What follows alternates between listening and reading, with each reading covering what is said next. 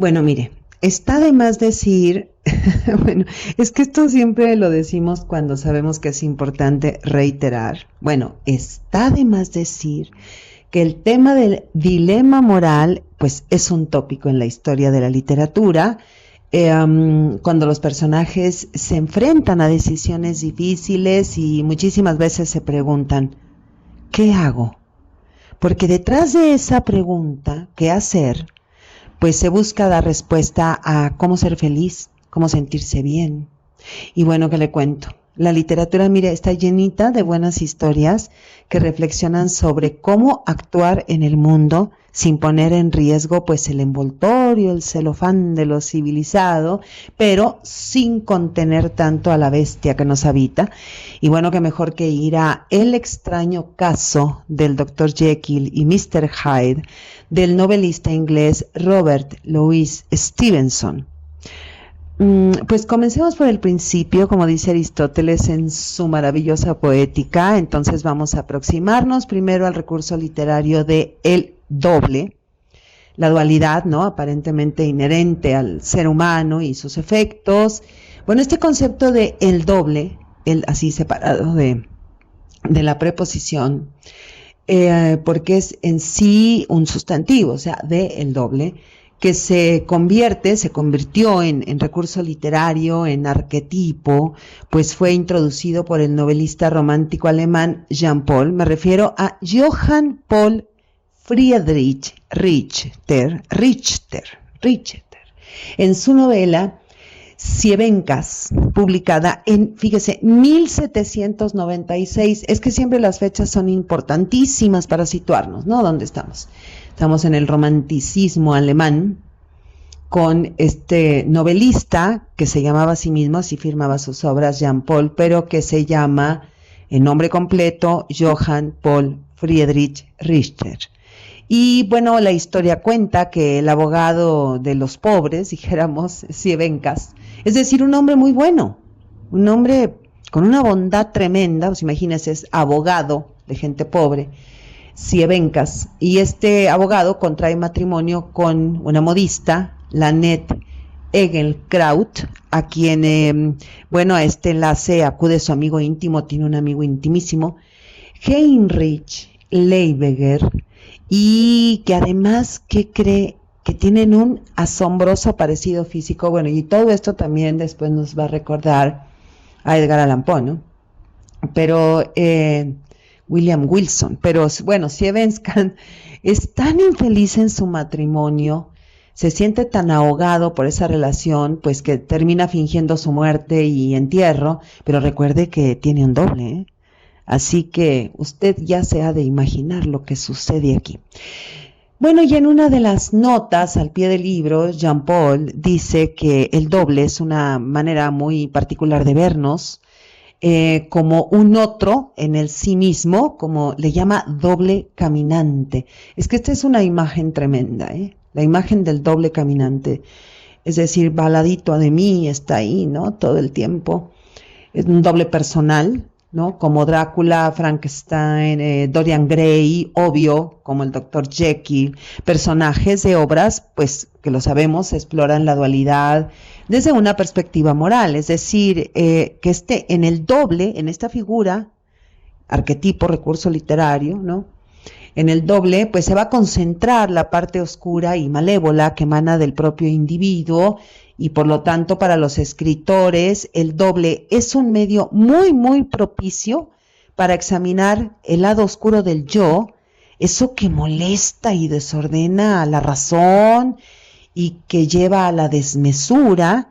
Es como un segundo yo, una especie de personalidad secundaria, malévola dijimos, que habita en el propio individuo, la imagen en el espejo, que no reconocemos, nunca queremos reconocer esa imagen, ¿no?, porque no la reconocemos como propia.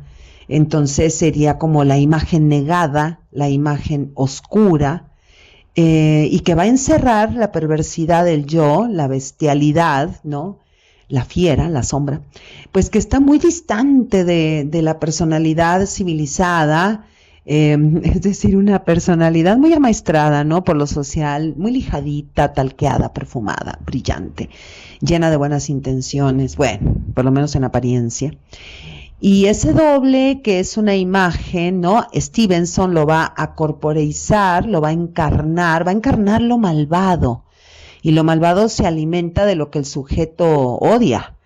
Lo que no quiere aceptar de sí mismo, es una especie de villano interno, pues que toma el control, que decide y dirige las acciones, un segundo yo, que aparece, pues lo sabemos de forma distinta y separada del verdadero yo, o mire, quién sabe cuál de los dos sea el verdadero, porque esto es complejísimo, porque en la novela de Stevenson, novela corta, pues los dos son verdaderos. El doble es lo que el sujeto no desea ver ni aceptar de sí mismo. O sea que un individuo puede ser dos personas. Puede ser gentil, generoso, tener muy buen prestigio, ¿no? Es decir, buena fama, en una especie de principio de realidad. Estoy hablando ya aquí de los conceptos de Freud.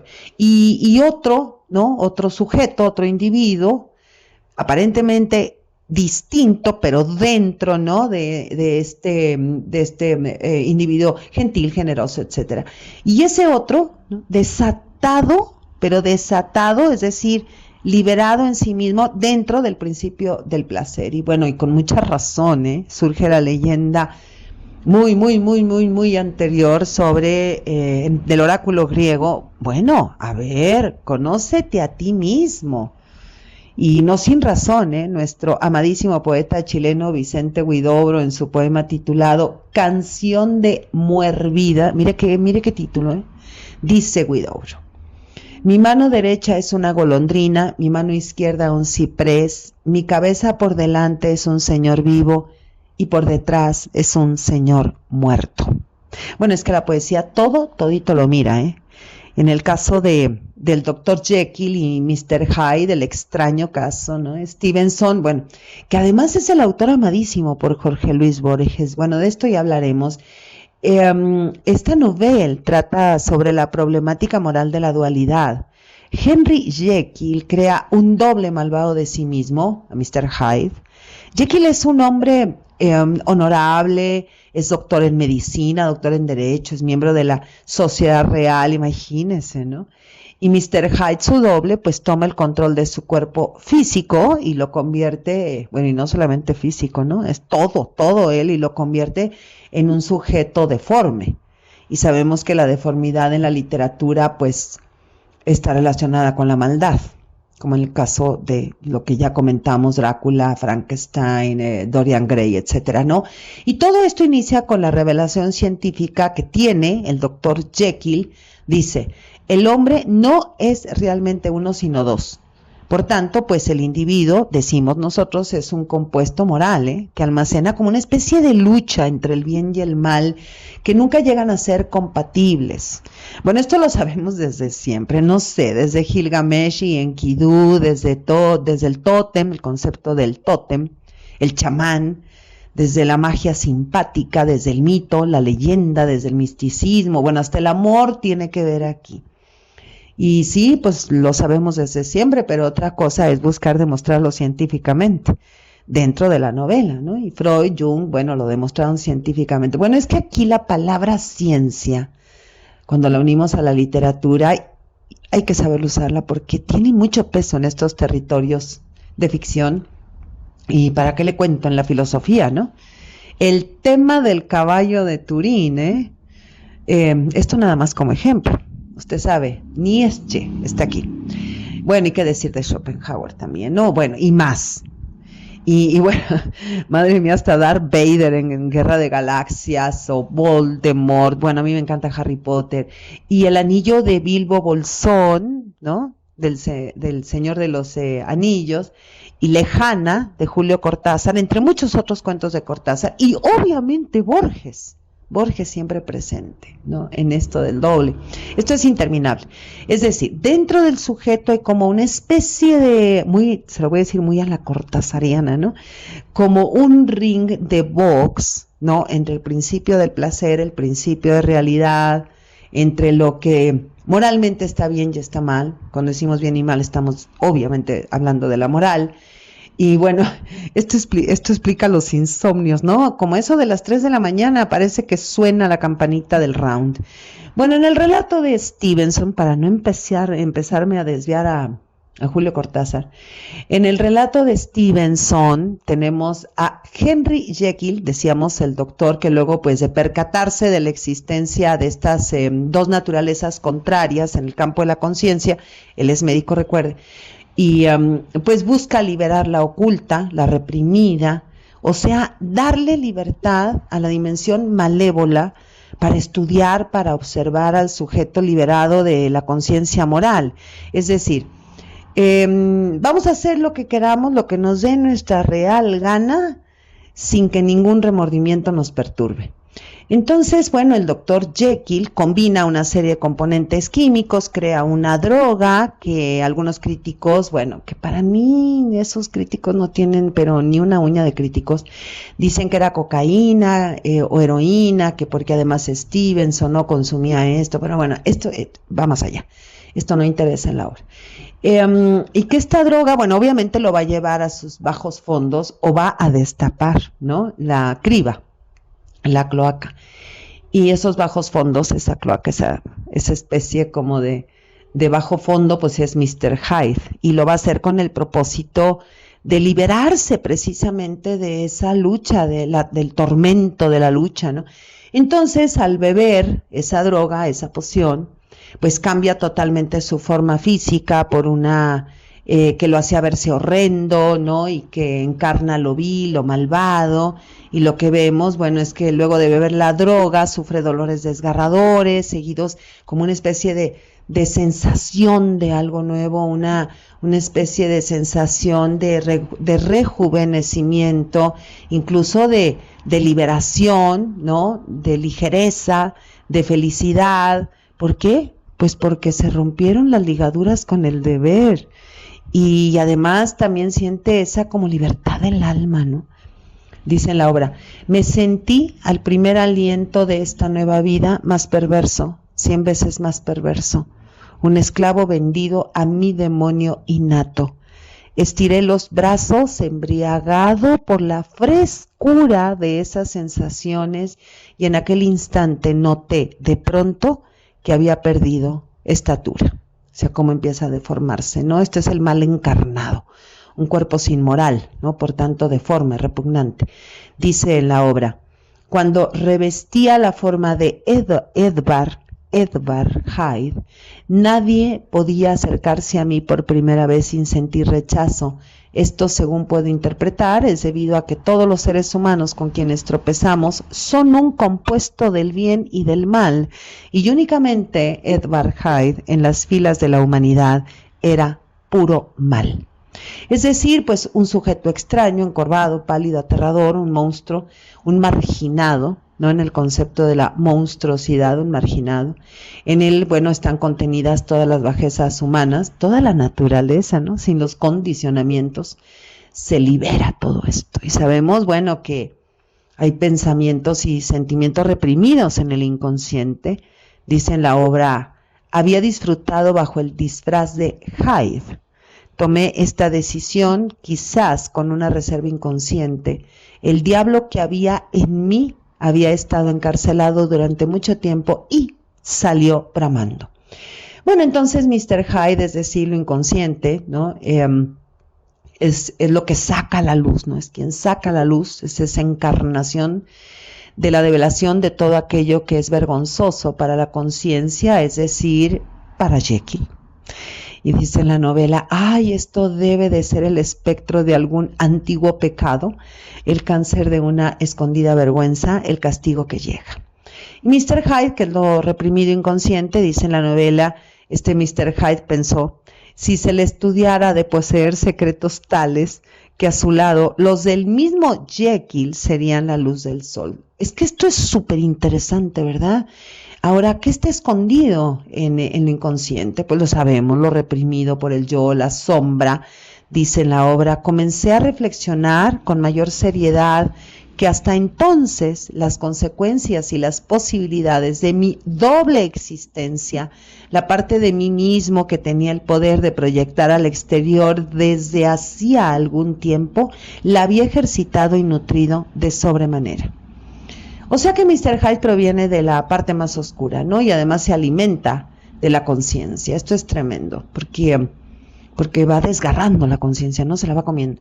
Dice en la novela, pero ahora frente al accidente de aquella mañana tuve que reconocer que así como al principio lo más difícil era liberarse del cuerpo de Jekyll, en los últimos tiempos y de forma lenta pero decidida, las dificultades iban por el lado contrario. Todo parecía indicar que poco a poco iba perdiendo el dominio de mi yo original y mejor, para irme incorporando lentamente al segundo, es decir, Mr. Hyde, que era el peor. Y bueno, al tratarse de una novela corta, ¿no?, del género gótico, sabemos que el cambio de aspecto físico es importantísimo. Es decir, que el inconsciente tiene cuerpo y rostro y que no precisamente es muy bonito y que es horrendo, dice en la novela. El ancho y vigoroso rostro del doctor Jekyll palideció hasta los labios y una sombra pasó por su mirada. Es algo tremendo, que dice el doctor Jekyll. Dice, según mi explicación, esto se debe a que todos los seres humanos con los que nos encontramos son una mezcla de bien y de mal, ¿no? Y en toda la humanidad, no solamente, ya lo habíamos dicho, Edvard Hyde era el mal puro. O sea que nosotros somos una especie todos, ¿no?, de mestizaje. Y mire, la imagen de la sombra pues encarna todo aquello con lo que el individuo no está conforme y de alguna manera se rebela contra él, se rebela contra él, o sea, se arma peor el combate. Lo inconsciente libre de toda represión, ¿no? Incluso a Jekyll se le compara con la figura de un padre, es decir, como el que impone las normas de lo que es correcto y reprime a Hyde, ¿no? Y reprimirlo es renunciar a todos los placeres, es renunciar a los pecados, a los vicios. O sea que es necesaria la desobediencia, en el caso de Hyde, que es el hijo, para realizar los anhelos censurados. O sea, Jekyll es el padre, Hyde es el hijo. Y dice Hyde, atar mi destino al de Jekyll era morir para todos los placeres que me había tolerado secretamente, o sea, se había guardado secretamente a lo largo de los años y que últimamente prodigaba y engrosaba. Atarlo con el de Hyde era morir para tantos intereses y altísimas aspiraciones y convertirme de repente y para siempre en un ser despreciable y solitario. O sea, aquí están los dos rostros, ¿no? O sea, por un lado vemos a un Mr. Hyde gozando, ¿sí?, y destrozando a Jekyll metafóricamente, y por otro lado vemos a un Jekyll, a un doctor Jekyll tratando de contener a Mr. Hyde porque sabe que si no logra contenerlo, pues se va a convertir en un ser, sobre todo, bueno, solitario, pero por despreciable, ¿no? Y bueno, y es que también sabemos que esto de la liberación, ¿no?, crea perturbaciones mentales. Dice en la obra, tú no comprendes las circunstancias que concurren en este caso, añadió el doctor en un tono incoherente. Estoy en una situación angustiosa. Utterson, mi posición es muy extraña, mucho. Es uno de estos casos, Utterson es el médico, en el que el solo hecho de hablar de ello no quiere decir que se le vaya a encontrar una solución. Es que es muy destructivo esto. Es una paradoja, es una antítesis, porque se libera y al liberar la sombra destruye la conciencia, porque aquí parece que el inconsciente, el señor Hyde, trata de dañar a la conciencia. Por eso todo el tiempo estamos, o el individuo está tratando de buscar el equilibrio, es decir, pues que sean amigos, ¿no? El inconsciente y la conciencia. Y trata de dañar al doctor Jekyll, ¿no? Y mire que el doctor es bastante ingenuo cuando dice, poco me importa lo que le pueda ocurrir a Hyde, ¿no? Yo puedo deshacerme de él cuando yo quiera. Ajá, sí, cómo no. Esto no lo queremos, pero ni de chiste, o sea, dentro de la novela. Y voy a volver a leer esta parte que es muy importante. Dice el doctor Jekyll, por poco me importa lo que le pueda ocurrir a Hyde. He roto completamente con él. Sabemos que esto no es así. que va a regresar siempre, ¿no? Porque es precisamente la sombra. Hasta Peter Pan se cosió la sombra cuando se le perdió. Pensaba en mi propia reputación, dice el doctor Jekyll, comprometida por ese odioso caso. Eso tiene también que ver con la era victoriana, ¿no? Bueno, también observamos cómo los personajes masculinos, como el doctor Lanyon, entre otros, actúan como lo que establece la moral.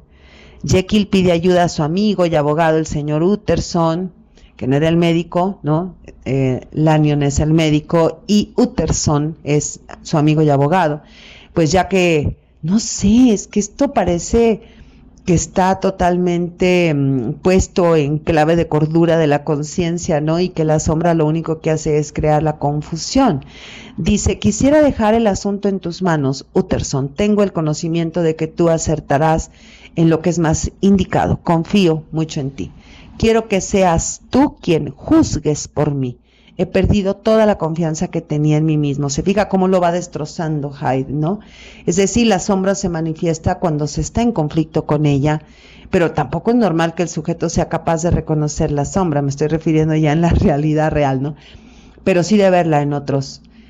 Todo esto tiene que ver con Freud, con Jung. Bueno, de ahí que podamos reconocer el egoísmo y la hipocresía en otros que la del sujeto mismo, ¿no?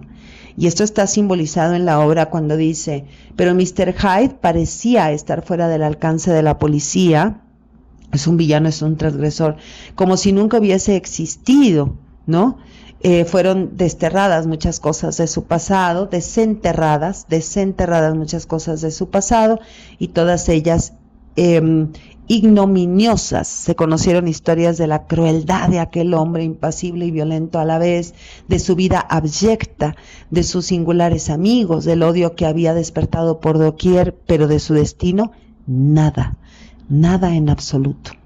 Es una maravilla Stevenson, ¿eh? Es tremendo esto. Mirarse en el espejo es doloroso, pero también es necesario. Borges dice en su cuento Tlön Uqbar, Orbis Tertius, y lo atribuye a un heresiarca de Uqbar, así tal cual cito la frase, dice, los espejos y la cópula son abominables porque multiplican el número de los hombres. Bueno, aquí vemos no solo la multiplicación de la especie, la frase de Borges, sino vemos el símbolo del doble, lo repetitivo. Bueno, y Stevenson coloca el punto de vista de la historia en varios narradores testigos. Esto tiene un efecto extraordinario, porque las dudas que tiene Utterson sobre el conflicto moral y social entre el Dr. Jekyll y Mr. Hyde pasan a ser las del lector, las de la lectora, pasan a ser nuestras. La narración pues obviamente nos sugestiona, refuerza la intriga, ¿no? Y la especie de sensación todo el tiempo de incertidumbre, de misterio, de suspenso, ¿no? Que además es logradísimo. Dice en la novela, lo que me dijo en la hora que siguió, no puedo decidirme a escribirlo. He visto lo que he visto, he oído lo que he oído y tengo el alma deshecha. Sin embargo, ahora que se ha alejado esa visión, me pregunto si en realidad me lo creo y no sé qué responderme. Bueno, esta develación final nos llega a través de dos personajes que no dejan lugar a dudas sobre lo que en realidad está ocurriendo. Lanyon, que es el médico de Jekyll, del doctor Jekyll, y sabe todo de primera mano y con una confesión final del propio Jekyll, ¿no? Que apuntale el argumento. Y bueno, y de que no vamos a dudar, ¿no? Del doctor, porque es el personaje a Dr. Jekyll, que a quien le está pasando todo, ¿no? Lo que hasta ese momento no sabíamos, ¿no? Es una estructura narrativa aparentemente fragmentada, y esta apariencia no es casual, porque Stevenson intenta hacernos creer como verdadera una historia que si no la cuentan testigos por vías de terceros, pues no vamos a creerla, porque no está basada en leyes lógicas que rigen nuestro mundo a través de la ciencia. Y además, pero Stevenson no la hace creer. Stevenson nos hace creer esto. Tiene una verosimilitud maravillosa, ¿no? La descripción de ambientes obviamente contribuyen a la sensación de misterio, de terror, la niebla espesa, ¿no? Y constante, las calles oscuras, sabemos que todo esto es gótico y apenas visibles, todo esto tiene que ver con la literatura gótica y los espacios no claustrofóbicos. Obviamente el ambiente gótico, no acorde al terror que sentimos, de una posible presencia de un monstruo y de un monstruo que somos el sujeto mismo, ¿no? Que es el sujeto mismo, que somos nosotras y nosotros. Bueno, además la caracterización de los personajes, pues también refuerza el suspenso. Los personajes están en los ojos de los terceros o por impresiones indirectas de los testigos involucrados en la historia. Es decir, todo el efecto perturbador que logra Mr. Hyde es por testimonios de quienes lo ven. Ahora mire, cuando la novela se publicó en 1886, lo que se sabía sobre el tema del doble y la duplicidad y toda esa maravilla freudiana y junguiana, pues eran algunos trabajos muy innovadores, sobre el inconsciente, los impulsos reprimidos, estos estudios tan necesarios, ¿no?, en la literatura, para la literatura.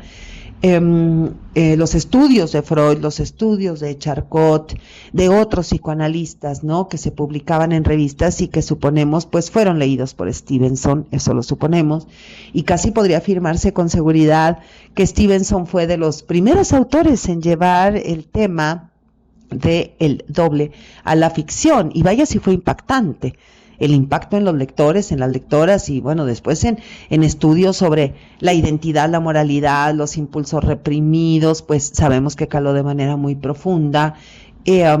Provocó que la novela tuviera un éxito inmediato y además generó un gran debate, tanto a favor como en contra, por el tratamiento innovador del tema del mal.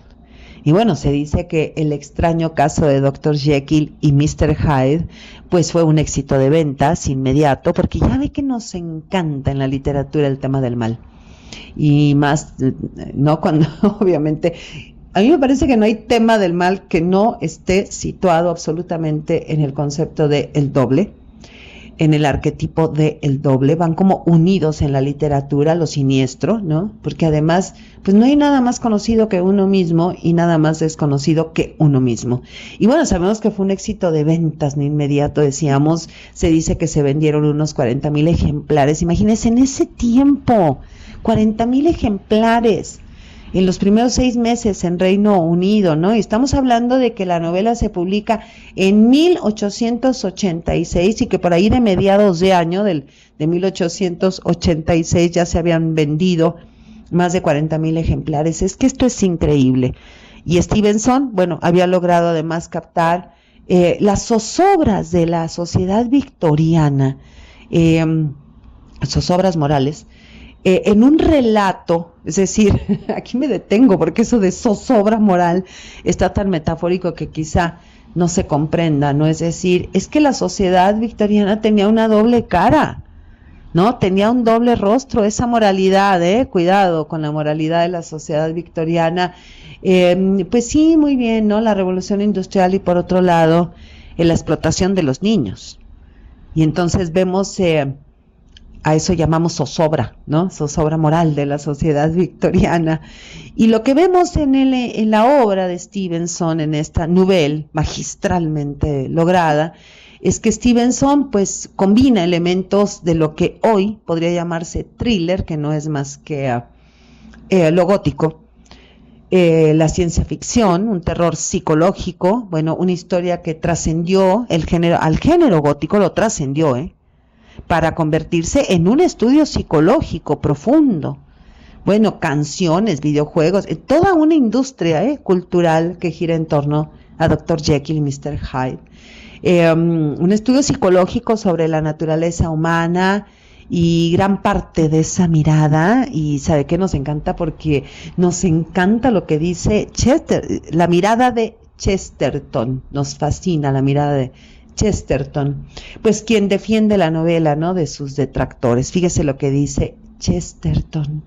Dice, Stevenson se sale de su camino para destacar el hecho de que Jekyll, tal como tal Jekyll, no era en modo alguno perfecto, sino más bien una buena persona dañada moralmente. Tenía un aire taimado a pesar de su hermosa presencia y era nervioso y reservado, aunque no malévolo. Jekyll no es el hombre bueno.